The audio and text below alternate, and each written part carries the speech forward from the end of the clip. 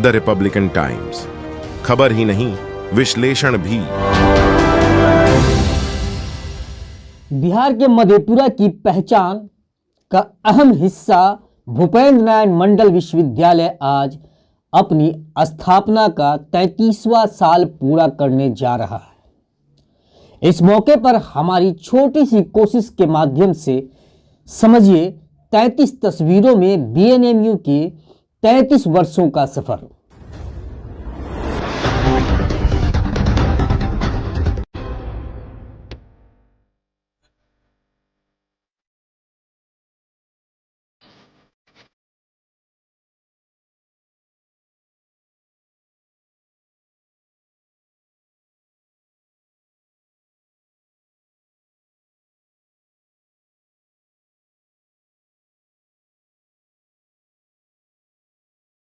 प्रणाम, नमस्कार, सत श्री अकाल। मैं रजूर रहमान और आप देख रहे हैं रिपब्लिकन टाइम्स। 10 जनवरी 2025 को बीएनएमयू का सफर 33 साल का पूरा होने जा रहा है। 10 जनवरी 1992 को जब लंबे संघर्ष और प्रयास के बाद मधेपुरा में प्रखर समाजवादी चिंतक भूपेंद्र नारायण मंडल के नाम पर भूपेंद्र नारायण मंडल विश्वविद्यालय की स्थापना हुई थी, तब मधेपुरा सहित कोसी और सीमांचल वासियों के दिलों में यह उम्मीद जगी थी कि यह विश्वविद्यालय इस पिछड़े क्षेत्र में उच्च शिक्षा का केंद्र ही नहीं बनेगा, बल्कि इस क्षेत्र को भी नई पहचान दिलाने में कारगर साबित होगा। लेकिन अफसोसनाक पहलू यह है कि स्थापना काल में 7 जिलों में फैले होने के बावजूद भी बीएनएमयू ऐसी कोई उपलब्धि की श्रृंखला नहीं बना सकी जिसे महसूस कर गर्व महसूस हो। लेकिन और आज जब विश्वविद्यालय मात्र 3 जिलों में सिमट गया है, तब भी हालात और भी बद से बदतर होने लगी है। कभी कुलपति के जेल जाने की, कोर्ट में कुलपति को फटकार लगने, दीक्षांत में कुलपति और राज्यपाल का विरोध, सीनेट में राज्यपाल के सामने कुलपति द्वारा झूठी जानकारी, बैठकों आंदोलनों में मारपीट, हाथापाई में कुलपति पर हमला करने जैसी घटनाओं से शैक्षणिक परिसर पर सवाल ही नहीं उठा, बल्कि बीएनएमयू शर्मसार भी हुई है। इसका कोई एक कारण नहीं है, बल्कि एक और प्रशासनिक कुव्यवस्था जहां मूल कारण है, तो वहीं दूरगामी सोच और संकल्प के अभाव को इनकार नहीं किया जा सकता है। स्थानीय जनप्रतिनिधियों और समाज सेवियों की पहल तो मानो नग्न ही रहती है। यह कहना गलत नहीं होगा कि राजनीतिक रूप से समृद्ध रहा यह क्षेत्र भूपेंद्र नारायण मंडल विश्वविद्यालय के विकास में राजनीतिक लाभ देने में पिछड़ा रहा, जिसका प्रमाण आप अपने स्क्रीन पर अभी देख रहे हैं। ये सारी तस्वीर बीएनएमयू मधेपुरा के कैंपस के अंदर की है, जो अपनी बदहाली और बीएनएमयू प्रशासन की नाकामियों को चीख चीख कर बयां कर रही है। दरअसल 33 साल का भूपेंद्र नारायण मंडल विश्वविद्यालय समय पर ना तो नामांकन करवा सकती है, परीक्षा और परिणाम देना तो दूर, लगातार छात्रों की मांग पर 33 विषयों में व्यवस्थित पढ़ाई की भी शुरू नहीं कर सका। परिसर में शुरू हुए शिक्षा शास्त्र और विलिस एमलिस में आज भी शिक्षक कर्मचारियों की घोर कमी है, जिसका खामियाजा पूरा फीस जमा कर भी छात्र भुगत रहे हैं। शुद्ध पेयजल, शौचालय, कैंटीन जैसी प्राथमिक व्यवस्था के भी लाले पड़े हैं। यहाँ कबाड़ बनकर रह गया है। लाखों की लागत से बना जिम, कैंटीन, शौचालय में टूटे दरवाजे, हेल्थ सेंटर पर लटका हुआ ताला, शुद्ध पेयजल के नाम पर गंदगी का अंबार खुद ही अपनी दुर्दशा को बयां कर रही है। स्थापना काल से अपने खून पसीने से सींचने वाले कर्मचारियों के साथ न्याय नहीं कर पाना अपने आप में भी एक दुखद विषय है। कोर्स पूरा कर चुके 7 और सेवानिवृत्त हुए शिक्षक और कर्मचारी का विश्वविद्यालय दौड़ते हाल बहुत बुरा हो गया है। इनसे जुड़ाव को बढ़ावा देने उठा एल्यूमिनी तो बहुत दूर की बात है। 10 जनवरी 1992 को पैदा हुआ भूपेंद्र नारायण मंडल विश्वविद्यालय बेशक 33 साल का युवा विश्वविद्यालय बन गया है, लेकिन उपलब्धि बचपन से भी कम नजर आती है। स्थापना के 3 दशक होने के बाद भी शोध को बढ़ावा देने की ईमानदाराना कोशिश नहीं हुई। किसी भी महापुरुषों के नाम पर पीठ की स्थापना नहीं होना इसका जीवंत जिंदा प्रमाण है। छात्र और शिक्षक के लिए विश्वविद्यालय का अपना सम्मान नहीं होना जहां कई सवालों को जन्म देता है, वहीं लगातार वादे के बाद विश्वविद्यालय की अपनी पत्रिका प्रकाशित नहीं होना भी संदेहास्पद है। इसको लेकर प्रशासनिक स्तर पर कभी कारगर कदम नहीं उठाए गए। विगत कई वर्षों से लगातार विश्वविद्यालय में नेक से मान्यता के नाम पर हलचल दिखाने की कोशिश की गई, बैठकों का तांता लगा, लेकिन हकीकत कुछ ऐसी रही कि बीएनएमयू इसके लिए प्रारंभिक जरूरत को भी व्यवस्थित नहीं कर पाई। कई अनुदानित कॉलेजों को नेक से मिली सफलता और सरकारी कॉलेजों को असफल होना तो अब लापरवाही और घोटाले का संकेत करने लगा है। एक दशक से 15 अगस्त और 26 जनवरी को वादे के बाद भी जहां गर्ल्स हॉस्टल शुरू नहीं हुआ, वहीं बॉयज हॉस्टल की चर्चा कोसों दूर तक नहीं है।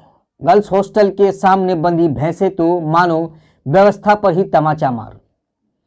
विश्वविद्यालय के पुराने से नए परिसर में शिफ्ट केंद्रीय पुस्तकालय सिर्फ नाम का पुस्तकालय है, क्योंकि यहाँ हिंदी और अंग्रेजी की मात्र कुछ पत्रिकाओं को छोड़कर जहाँ अन्य विषयों के पेपर व पत्रिका नहीं आती है, वहीं शोध पूरक पुस्तकों का भी घोर अभाव है। इस पुस्तकालय में बेहतर व्यवस्था और माहौल के अभाव में पुस्तकालय कभी छात्र छात्राओं को जोड़ने में बड़ा केंद्र बन ही नहीं सका। यही इसकी सच्चाई है। इसके अलावा भूपेन्द्र नाथ मंडल विश्वविद्यालय में महापुरुषों के नाम पर बने स्थल आदरणीय की जगह उपेक्षा और मजाक का केंद्र बनता जा रहा है। सार्वजनिक दुर्दशा तो भूपेंद्र बाबू प्रतिमा स्थल पर की ही है। जयंती पुण्यतिथि के बाद कभी साफ सफाई का ध्यान ही नहीं दिया जाता। यहाँ पर पिछले कुछ वर्षों में आलम यह है कि विश्वविद्यालय के मुख्य कार्यक्रमों में भी प्रतिमा स्थल की उपेक्षा की जाती रही। दीक्षांत और सीनेट बैठकों में माल्यार्पण तक की परंपरा भुला दी गई है।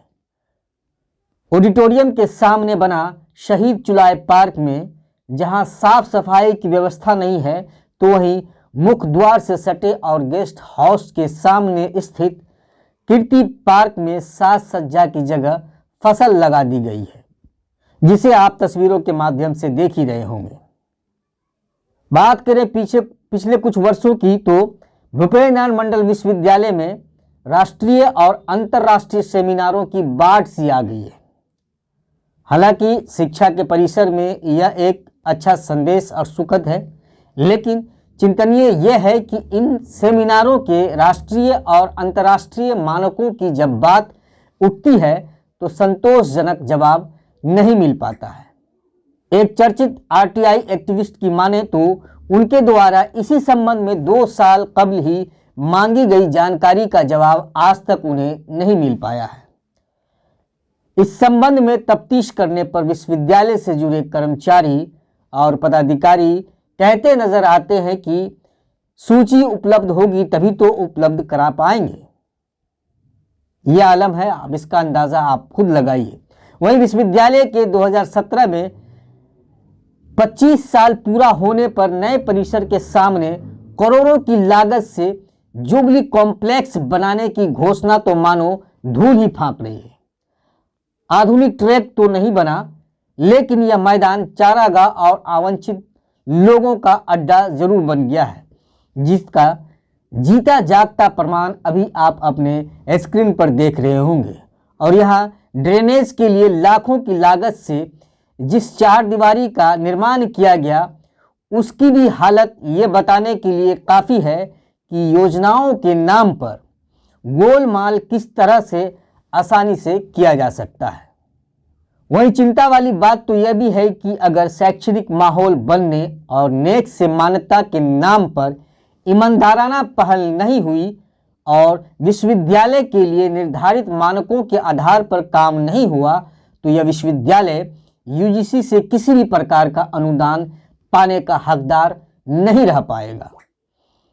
इतना ही नहीं, बल्कि इसकी हालत उस सांप की तरह हो जाएगी जो अपने ही अंडे को भोजन बनाने को विवश हो जाएगा। यानी कहीं ना कहीं विश्वविद्यालय के वजूद पर भी खतरा मंडरा रहा है। जबकि भूपेन्द्र नारायण मंडल विश्वविद्यालय इस पिछड़े इलाके की वो प्रकाश पुंज है जिसकी रोशनी में विकास की कई किरणों को निखरना है। लेकिन इसके लिए ज़रूरी है कि चाटुकारों को सेट करने की जगह योग्य लोगों को तरजीह मिले और जो निर्णय और संकल्प लिए जाएं वो ज़मीन पे भी उतरे। साथ ही यह संकल्प तैयार हो कि बीएनएमयू का वजूद रहेगा तभी हम रहेंगे, नहीं तो हमारा भी वजूद नहीं रहेगा। बहरहाल बीएनएमयू के 33 साल के सफ़र पर हमने तस्वीरों के माध्यम से आपको बीएनएमयू की ज़मीनी हकीकत से रूबरू कराने की एक छोटी सी कोशिश की है। उम्मीद है आपको पसंद आई होगी।